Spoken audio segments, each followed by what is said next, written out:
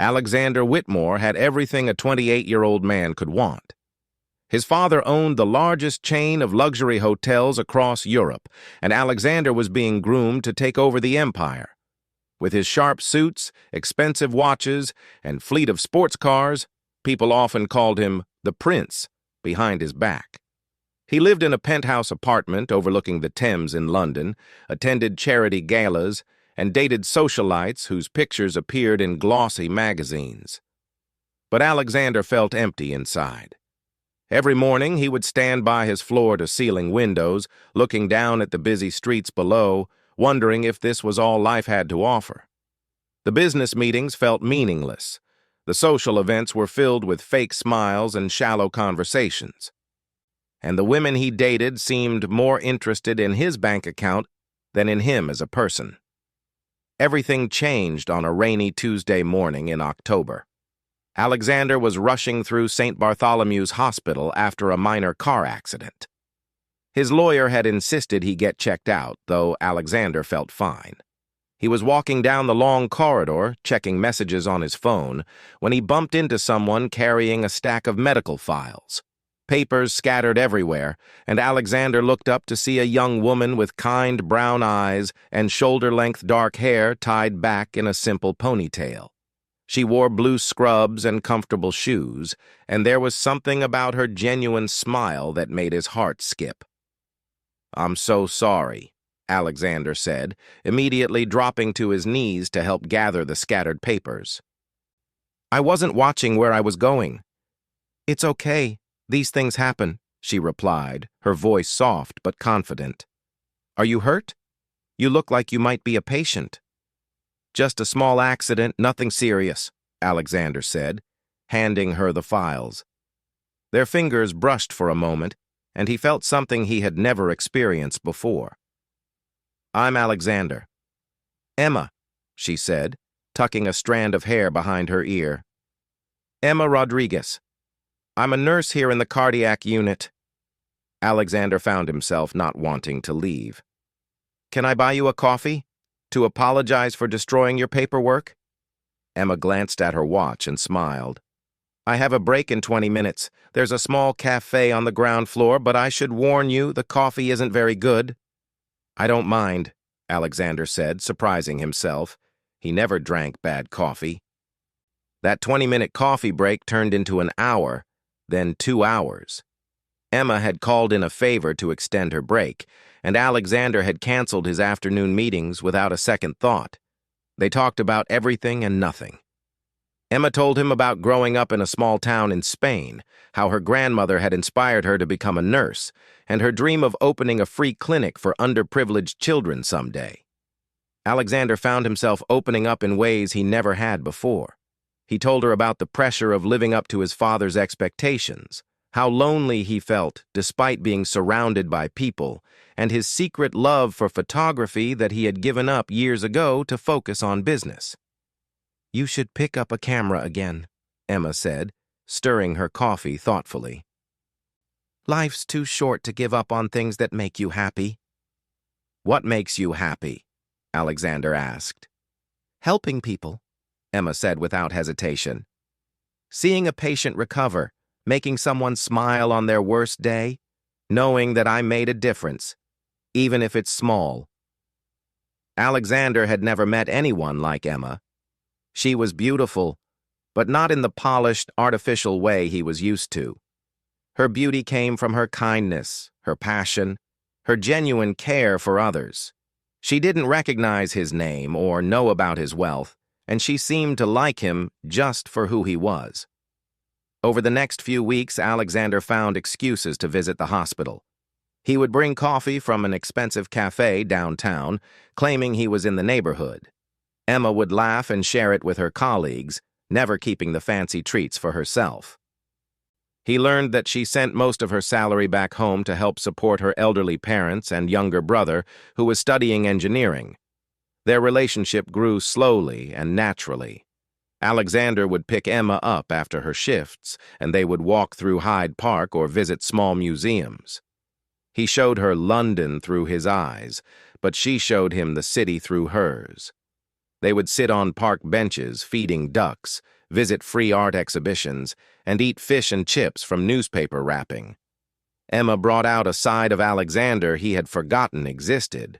With her, he didn't need to be the perfect heir or the charming businessman. He could be himself, laugh at silly jokes, take pictures of street art with his phone, and dream about things beyond profit margins and board meetings. 6 months after they met, Alexander finally told Emma about his family and their wealth. He had been terrified she would see him differently, but Emma just smiled and said, "I wondered why you always had such expensive coffee and never seemed to worry about money. But it doesn't change who you are inside." "Doesn't it bother you?" Alexander asked.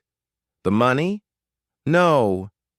What bothers me is that you seem to think it would matter to me," Emma replied, taking his hand. "Alexander, I fell in love with the man who helps old ladies cross the street, who remembers the names of every coffee shop worker we meet, and who lights up when he talks about the photographs he wants to take someday. Your bank account has nothing to do with any of that." That night, Alexander knew he had found his soulmate. Emma made him want to be a better person. She encouraged him to pursue photography again, and he started carrying a camera everywhere. She supported his idea to use some of the family wealth for charitable causes, and together they began planning the free clinic she had always dreamed about. For the first time in his life, Alexander felt truly happy.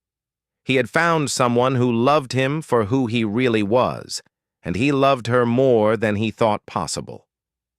The empty feeling that had followed him for years disappeared, replaced by hope and excitement for the future. They had been together for almost a year when Emma started feeling tired and weak. At first, she brushed it off as long hours at the hospital and stress. But Alexander noticed she was losing weight and had trouble climbing stairs. As a nurse, Emma recognized the symptoms, but tried to ignore them, hoping they would go away on their own. Emma finally agreed to see a doctor when she fainted during her shift at the hospital. Alexander was in a business meeting when he received the call from Emma's colleague, Sarah. His hands shook as he hung up the phone and rushed to the hospital, leaving a room full of confused executives behind. He found Emma in the emergency department, looking pale and small in the hospital bed. She tried to smile when she saw him, but Alexander could see the worry in her eyes. "They're running some tests," Emma said, reaching for his hand. "It's probably just exhaustion or low iron. Nothing serious." Alexander sat beside her bed, holding her hand and trying to stay positive. But as the hours passed and more doctors came to examine Emma, his worry grew. He recognized the concerned expressions and hushed conversations from his own experience visiting relatives in hospitals. Dr. Williams, the head of oncology, finally came to speak with them. Alexander's heart sank when he saw the department the doctor represented. Emma squeezed his hand tighter. "Emma, I'm afraid the tests have shown something concerning," Dr. Williams said gently. "You have acute lymphoblastic leukemia. It's a type of blood cancer that affects white blood cells." The words hit Alexander like a physical blow. Emma went very quiet, her medical training helping her understand the implications immediately. Alexander felt the world tilt around him. "What does that mean?" Alexander asked, his voice barely above a whisper. "How do we fix this?" Dr. Williams explained the treatment plan. Emma would need immediate chemotherapy, possibly for several months. There would be hospital stays, side effects, and uncertainty. The doctor was honest about the challenges ahead, but emphasized that with treatment, many patients with Emma's condition could recover completely. Emma was brave during the explanation, asking practical questions about treatment schedules and side effects. But that night, when they were alone in her hospital room, she finally broke down. "I'm scared, Alexander," she whispered, tears streaming down her face. "I've taken care of so many patients with cancer, and I know how hard this is going to be." Alexander held her close, his own tears falling freely. "We'll get through this together," he said firmly, You're the strongest person I know, Emma. And you won't be alone for a single moment. The next few weeks were the hardest of Alexander's life. Emma started chemotherapy immediately, and the side effects were brutal. She was constantly tired and nauseous, and watching her suffer was agony for Alexander. He took a leave of absence from work, ignoring his father's angry phone calls about abandoning his responsibilities. Alexander moved into Emma's small apartment to take care of her. He learned to cook simple meals that wouldn't upset her stomach, organized her medications, and drove her to every appointment. On her bad days, he would sit beside her bed reading books aloud or showing her funny videos on his phone to try to make her smile. Emma's hair began falling out after the second round of chemotherapy. Alexander found her one morning sitting on the bathroom floor, holding clumps of her beautiful dark hair, crying silently. "It's just hair," she said, trying to sound strong. "It will grow back." "You're beautiful no matter what," Alexander said, sitting beside her on the cold tiles. "But if it bothers you, we can do something about it." That afternoon, Alexander surprised Emma by arranging for a professional hairdresser to come to the apartment. Together, they cut Emma's hair into a short pixie style before she lost any more. Alexander had his own hair cut short in solidarity, even though Emma protested it wasn't necessary. "Now we match," Alexander said, running his hand through his newly short hair. Emma laughed for the first time in weeks. The treatment was working, but slowly. Emma had good days and bad days, and Alexander learned to read her moods and energy levels. On good days, they would take short walks in the park or sit by the window watching people pass by. On bad days, Alexander would simply hold her hand and let her sleep. Emma's family came from Spain to visit. Her parents were warm, kind people who spoke broken English, but communicated through hugs and shared meals. Her younger brother, Carlos, was completing his engineering degree and looked up to Alexander with gratitude for taking such good care of his sister. "She talks about you all the time," Carlos told Alexander one evening while Emma slept. "In her letters home, every story includes you. You make her very happy." "She saved my life," Alexander replied honestly. "I was just going through the motions before I met her. She taught me what it means to really live." As months passed, Emma's condition improved. The doctors were cautiously optimistic, and Emma began to regain some of her strength and energy. Alexander dared to hope they had beaten the cancer and could return to planning their future together. They started talking about their dreams again. Emma wanted to continue with the free clinic project once she was fully recovered. Alexander had been taking photographs throughout her treatment, capturing small moments of beauty and hope, and was considering having an exhibition to raise money for cancer research. "When I'm better," Emma said one evening, "let's travel to Spain. I want to show you where I grew up, introduce you to my grandmother."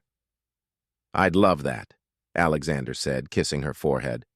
"We have so many places to see together."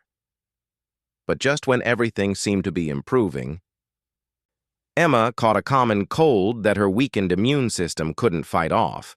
The infection spread quickly, and she developed pneumonia. Within days, she was back in the intensive care unit, fighting for her life. Alexander spent every possible moment at her bedside. The ICU had strict visiting hours, but the nurses knew him by name and often bent the rules. He would sit in the uncomfortable plastic chair, holding Emma's hand and talking to her even when she was unconscious, believing she could hear him. Dr. Williams spoke with Alexander privately one evening after Emma had been in the ICU for a week. "Alexander, Emma's body has been through a lot with the chemotherapy," the doctor explained gently. "Her immune system is severely compromised, and she's not responding to the antibiotics as well as we hoped. You should prepare yourself for the possibility that she might not recover from this infection." Alexander felt his world collapse. He had been so focused on beating the cancer that he hadn't considered Emma might lose the battle to something as simple as a cold. There has to be something else we can try, Alexander said desperately. Money is no object. We can fly in specialists, try experimental treatments, anything. We're doing everything medically possible, Dr. Williams assured him. The best thing you can do now is be with her, talk to her, let her know you're there. That night, Alexander sat beside Emma's bed in the ICU, surrounded by the beeping of machines and the soft sounds of nurses checking on other patients. Emma looked so small and fragile among all the medical equipment. Her skin was pale, and her breathing was shallow. Emma, he whispered, taking her hand. I need you to fight. I need you to come back to me. We have so many plans, so many dreams we haven't fulfilled yet. But deep in his heart, Alexander began to realize that Emma was slipping away from him, and there was nothing his money or love could do to stop it. On a cold February morning, Emma opened her eyes for the first time in 3 days. Alexander was dozing in the chair beside her bed when he heard her weak voice calling his name. Alexander, she whispered, her voice barely audible over the sound of the ventilator. He was instantly awake, leaning close to her face. Emma, I'm here. I'm right here. Emma's eyes focused on his face with great effort. The doctors had explained that the infection had spread and her organs were beginning to fail. There were no more treatment options left. I need to tell you something, Emma said, each word requiring tremendous effort. Save your strength, Alexander said, stroking her hand gently. You don't need to talk. No, please, Emma insisted, her eyes filling with tears. I need you to know that this year with you has been the happiest of my life. Before I met you, I thought I knew what love was, but I was wrong. You showed me what it means to be truly, completely loved. Alexander felt tears streaming down his face. Emma, please don't talk like this. You're going to get better. We're going to travel to Spain, remember? We're going to build that clinic together. Emma smiled weakly. The clinic will happen. Promise me you'll build it. Help other people the way you helped me. I promise, Alexander said, his voice breaking. But I need you there with me. I can't do it without you. Yes, you can, Emma said with surprising strength. You're stronger than you think, Alexander. You were empty before because you weren't living for the right reasons. Now you know what matters. You'll help people. You'll take beautiful photographs. You'll make a difference in the world. Over the next 2 days, Emma drifted in and out of consciousness. Alexander never left her side, even when the nurses encouraged him to go home and rest. Emma's parents and brother had arrived from Spain, and they took turns sitting with her, sharing memories and saying their goodbyes. Dr. Williams approached Alexander on the second evening. Alexander, Emma's condition has deteriorated significantly. Her kidneys are failing and her heart is struggling. We can keep the machines running, but she's suffering. Emma made it clear in her living will that she doesn't want to be kept alive artificially if there's no hope of recovery. Alexander nodded, understanding what the doctor was telling him. Emma had always been practical about medical decisions, even when it came to her own life. How long? Alexander asked. Probably within the next few hours after we remove the ventilator, Dr. Williams said gently. We'll make sure she's comfortable and not in pain. Alexander spent the night holding Emma's hand and talking to her about their memories together. He told her about the first time he saw her smile, how she had changed his entire perspective on life, and how much he would miss her terrible jokes and the way she hummed while she cooked. As the sun rose, Emma's family gathered around her bed. Alexander called his own parents, who had flown in from Monaco the day before. Even his usually distant father had tears in his eyes as he watched Alexander's heart break. The medical team prepared to remove the ventilator. Alexander kissed Emma's forehead one last time, while the machine was still breathing for her. I love you, he whispered. Thank you for teaching me how to live. Emma's eyes opened slightly, and she mouthed, "I love you too," before the ventilator was removed. For 20 minutes, Emma breathed on her own while Alexander held her hand. Her parents were praying in Spanish, and her brother was crying silently. Alexander's mother rubbed his shoulders, offering what comfort she could. Then, very peacefully, Emma stopped breathing. The monitors went quiet, and Dr. Williams officially noted the time. Alexander sat in stunned silence, still holding her hand, not wanting to let go. The next hour passed in a blur of paperwork, condolences, and arrangements. Emma's body would be flown back to Spain for burial, as was her family's wish. Alexander would accompany them, though he could barely think beyond the next minute. As the hospital staff began preparing Emma's body for transport, Alexander realized he needed to step outside. The ICU suddenly felt suffocating, and he needed air.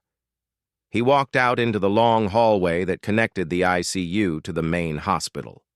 The hallway was quiet in the early morning hour. Sunlight streamed through the tall windows at the far end, creating patterns on the polished floor. Alexander walked slowly, his legs feeling unsteady. Everything seemed surreal, like he was moving through a dream. Halfway down the hallway, the reality of what had just happened hit him with full force. Emma was gone. The woman who had brought meaning to his life, who had loved him unconditionally, who had made him believe in himself, was gone forever. He would never hear her laugh again, never see her scrunch her nose when she was thinking, never hold her hand or feel her arms around him. Alexander stopped walking. The grief was so overwhelming that he couldn't take another step. His chest felt like it was collapsing, and he couldn't catch his breath. The carefully maintained composure he had kept for Emma's sake finally cracked completely. He fell to his knees in the middle of the empty hallway. Alexander, who had always been so controlled, so proper, so concerned with appearances, knelt on the cold hospital floor and sobbed like a child. The sound echoed off the walls, raw and heartbroken. All the pain he had held back during Emma's illness, all the fear and helplessness he had hidden to stay strong for her, poured out in that moment. He cried for the unfairness of losing someone so young and good. He cried for all the plans they would never fulfill, the places they would never see together, the children they had talked about having someday. He cried because the world felt empty and meaningless without Emma in it. A few nurses walking down the hallway stopped when they saw him, recognizing the man who had barely left the ICU for weeks. Instead of approaching him, they quietly redirected their path out of respect for his grief. Even Dr. Williams, who had seen countless families lose loved ones, was moved by the sight of Alexander's complete breakdown. Alexander knelt in that hallway for nearly 10 minutes, crying until he had no tears left. When he finally looked up, his eyes were red and swollen, and his expensive shirt was wrinkled and tear-stained. He looked nothing like the polished businessman who had rushed to the hospital months ago. As he slowly stood up, Alexander made a promise to Emma's memory. He would honor her life by living the way she had taught him. He would build the clinic they had dreamed about. He would pursue photography again and use his art to tell stories that mattered. He would help people and make a difference in the world. But right now, in this hallway filled with the echo of his grief, Alexander allowed himself to feel the full weight of losing the love of his life. He had learned that true love wasn't about fairy tale endings or happy ever afters. Sometimes true love meant loving someone completely, even when you knew you would lose them. Sometimes it meant being grateful for the time you had, instead of angry about the time you didn't get. Alexander walked slowly back toward the ICU, where Emma's family was waiting. He would help them arrange the funeral, accompany them to Spain, and begin the difficult process of learning to live without the woman who had saved him from himself. The hallway behind him remained quiet, but it would forever hold the memory of a man who had discovered what it truly meant to love and be loved, even in the face of heartbreaking loss. In that moment of complete breakdown, Alexander had been more real and human than he had ever been in his privileged, protected life. Emma's love had transformed him, and even though she was gone, that transformation would continue to guide him for the rest of his life. The prince had indeed fallen to his knees, but he would rise again, carrying Emma's memory and love with him always.